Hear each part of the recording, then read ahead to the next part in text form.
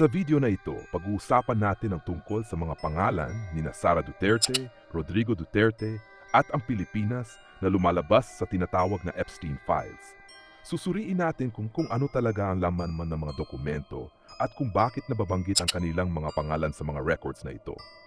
Pero bago tayo magsimula, inaanyayahan ko kayo na mag-subscribe sa channel na ito at huwag kalimutan na mag-like at mag-share ng video para mas marami pang makapanood ng ganitong uri ng content. Una nating pag-usapan si Sara Duterte. Kapag sini-arch ang pangalan niya sa Epstein Document Library ng US Department of Justice, may lalabas na dokumento na may banggit sa kanyang pangalan. Ngunit kapag binuksan ang file, makikita na ang laman nito ay isang news article tungkol sa Philippine politics. Ang artikulo ay tungkol sa issue ng pagpapalaya ng ilang drug inmates at ang kanyang kritisismo sa dating Bucor chief na si Nicanor Faeldon. Ibig sabihin, lumabas ang pangalan niya sa database dahil naka-archive ang isang news article sa dataset at hindi dahil konektado siya sa kaso ni Jeffrey Epstein. Sunod naman si Rodrigo Duterte. May ilang dokumento rin na lumalabas kapag sini-arch ang kanyang pangalan sa Epstein Files. Ngunit kapag tiningnan ang laman ng mga dokumento, makikita na ang mga ito ay mga news reports at political articles tungkol sa mga pangyayari sa Pilipinas. Halimbawa, may report tungkol sa war on drugs, may mga ulat tungkol sa mga diskusyon sa United Nations, at may isang dokumento rin na nagbanggit ang usapin ni Rodrigo Duterte at Donald Trump tungkol sa military cooperation at missile support. Ang mga dokumentong ito ay naka-archive lamang bilang news reports at hindi ebidensya ng koneksyon sa kaso ni Jeffrey Epstein.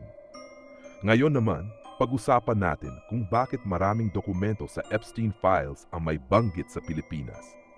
Kapag sini-arch ang salitang Philippines sa Epstein Document Library, lumalabas na may mahigit 1,000 dokumento na may banggit sa bansa. Dahil napakarami ng mga ito, 10 dokumento lamang ang ating susuriin sa video na ito bilang halimbawa. Ang unang dokumento ay ang F-IDO 145-No42. Ang file na ito ay isang financial report na may pamagat ng GEM Equity Strategy Outlook 2014. Sa dokumentong ito, binabanggit ang Pilipinas bilang bahagi ng analysis ng emerging markets. Ipinapakita ng report na tinitingnan ng mga international investors ang ekonomiya ng Pilipinas bilang isa sa mga market na may potensyal para sa investment. Ang pangalawang dokumento ay ang IFTA 02395-No. Ito naman ay isang email alert kung saan binanggit ang pagpunta ng isang tao sa Pilipinas upang dumalo sa libing ng kanyang ama. Ipinapakita nito na ang bansa ay nabanggit lamang bilang isang travel destination sa email communication. Ang pangatlong dokumento ay ang EFTA 22526. Isa rin itong email communication na may kinalaman sa travel arrangements. Sa dokumentong ito, binanggit ang pagbalik ng isang tao mula sa Pilipinas na nagpapakita na ang konteksto ng dokumento ay tungkol lamang sa travel logistics. Ang pang-apat na dokumento ay ang IFTA 145-No. Ang file na ito ay isa pang market research document kung saan binabanggit ang Pilipinas bilang bahagi ng economic analysis ng iba't ibang emerging markets sa mundo.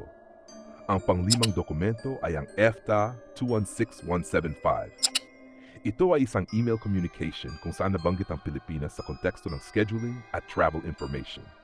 Ang pang-anim na dokumento ay ang EFTA No 174625. Ang file na ito ay naglalaman ng internal communications kung saan ang Pilipinas ay binanggit bilang isang lokasyon o reference point sa travel discussions. Ang pampitong dokumento ay ang IFYAW 216-0706. Isa rin itong email exchange kung saan lumabas ang Pilipinas bilang bahagi ng travel information sa isang conversation thread. Ang pangwalong dokumento ay ang EFTA No 063933. Ang dokumentong ito ay bahagi ng mas lumang dataset kung saan nabanggit ang Pilipinas bilang geographic reference sa isang archived record.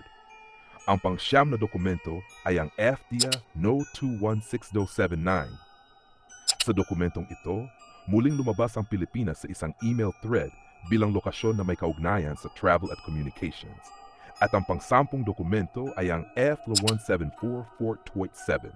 Ang file na ito ay isa ring communication record kung saan nabanggit ang Pilipinas bilang travel reference o location sa isang email exchange.